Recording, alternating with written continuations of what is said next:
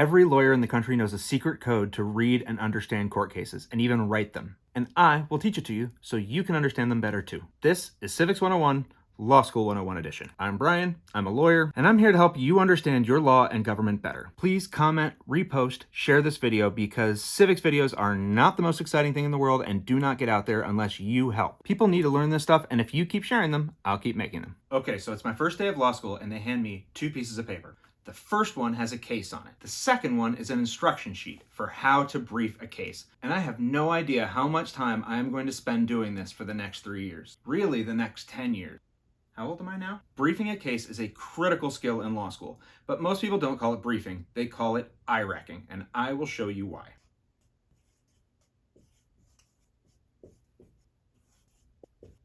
Issue, rule, application, conclusion. Issue, rule, application, conclusion. Issue, rule, application, conclusion. IRAC. Now, one of my professors taught me something a little extra, which do not ever tell an attorney because they will think you're crazy. Like, I don't even say this out loud, but this can be helpful. I say, in my head, quietly, FIRAC. Facts, issues, rule, application, conclusion. Shh. Just between us. Now, as many of my videos do, this one is going to start with a story and some stick figures. Mike is asleep in his house. He left the TV on downstairs.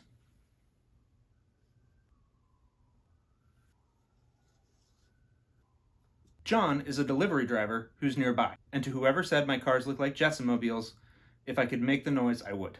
So John is driving his route through Joliet, Illinois, when he sees the TV on in Mike's house, and he decides, I am going to steal that TV. So he climbs through the window of Mike's house, in an attempt to steal his TV. But Mike wakes up, calls 911, the police show up, and arrest John on site inside the house without ever stealing the TV.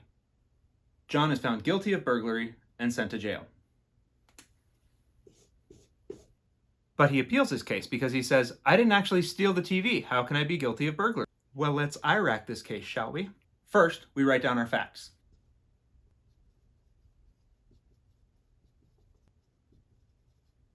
Here are the facts I've written down. John is a delivery driver. John doesn't know Mike. John decided to steal the TV, then broke in. John was arrested without having stolen the TV. Now, the issue of our case is what the big question is that we need to answer. I find that the easiest way to frame this is under does when.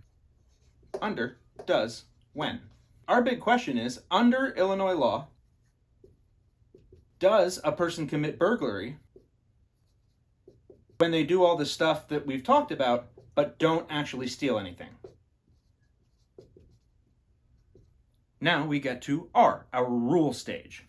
Now, in a complicated case, rules might be case law, they might be all kinds of different things, regulations, all sorts of things. But in this case, because of the way that I set it up, we're only going to stick to one rule, and that rule is going to be the Illinois definition of burglary, which is right here, the kind of highlighted part.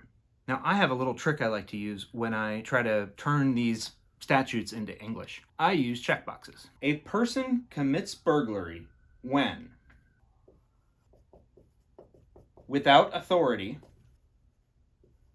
he enters or remains within a building, and in this case there's like 20 different examples of things that it's not just building, but building works for us, so I'm not going to go any further. It's aircraft, motor vehicle, railroad car, building works. With intent to commit a felony or theft therein. So now we get to the third stage, the application stage. In the application stage, what we're going to do is take our facts and apply them to our rule. If our rule included a lot of case law, we might be able to look at the facts that happened in those other cases and see if our facts are the same or different. That's part of the application process. But in this case, we're sticking to a statute, so we're just going to look at our checkboxes and see what happens. So first, without authority, we know that John didn't know Mike, so there was no authority for him to enter. Did he enter or remain? Yes, he entered. Was it a building? Yes, it was a house.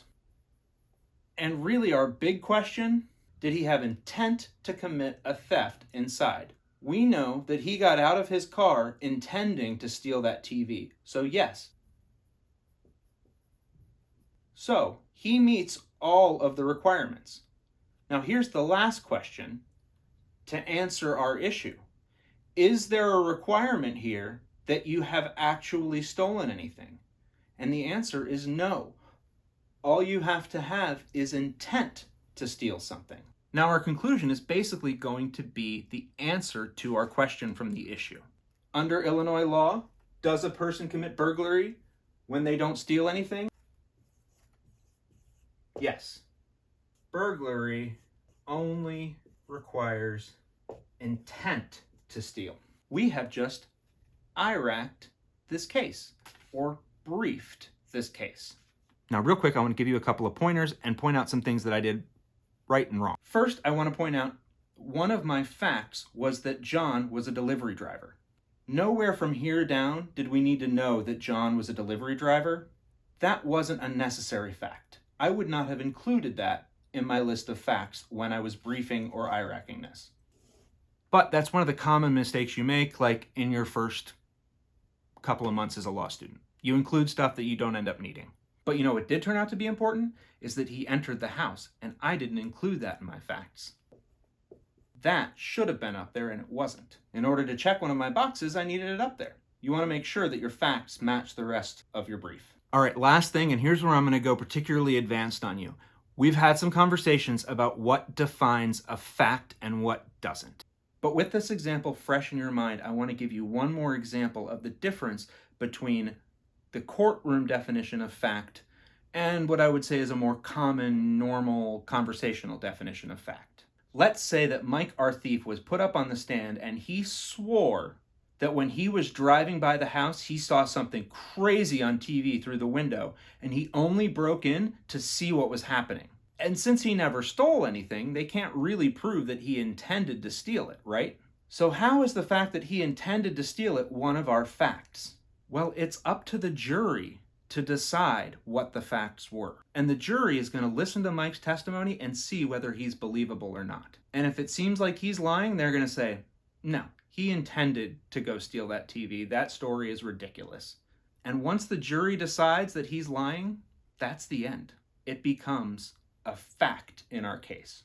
And generally, all of this stuff can be appealed to a higher court. The facts, because they were decided by a jury, 12 people picked off the street, are not usually appealable. So the jury has a lot of power. I know I keep talking about this fact issue, but it's because it's kind of hard to explain, and it's much easier if you see it over and over again in different contexts. And it is a really important thing to understand. Okay, so that's IRAC. You can now print out a Supreme Court case. I recommend something shorter and try finding the issue, rule, application, and conclusion. A faster way to do it is to get 4 different colored highlighters and highlight in different colors. That's the way I usually do it. I always use red for the issue, green for the rule, orange for the application, blue for the conclusion. I just picked those.